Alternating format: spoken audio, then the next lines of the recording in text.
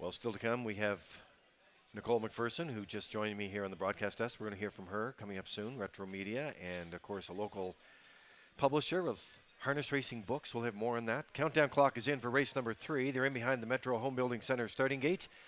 And upstairs for the call, here's Vance Cameron. Zayden's Lock, Moonrider. Redland Sampson, Affair Somewhere, screen test, scratched down to one of those happy fields of 5. Everybody gets a little piece of the purse money. Top of the stretch.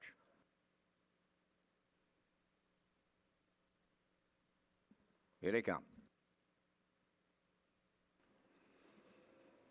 And away they go. Up and pacing and screen test fires on the outside. On the rail, that's Zayden's Luck between horses.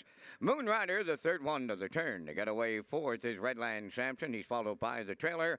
That is Affair Somewhere by the 8th pole. And they straighten to the back stretch en route to the quarter.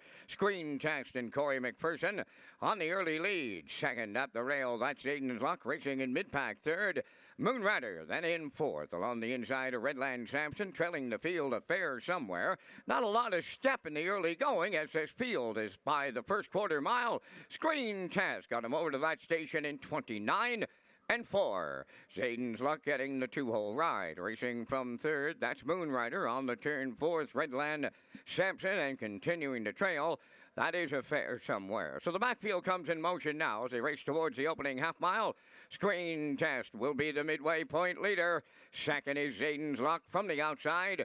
Redland Sampson picks up third. Moonrider on the rail fourth, and on the outside fifth.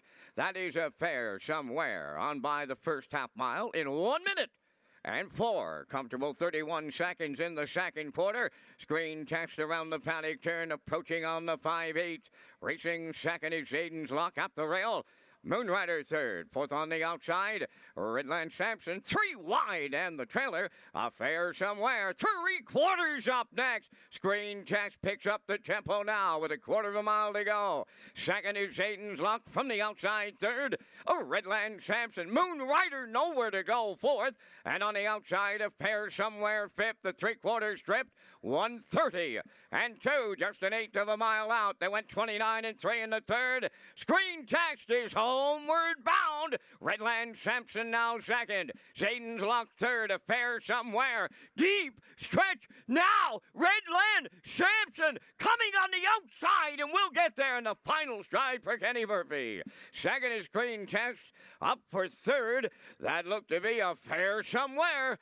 1:59.3.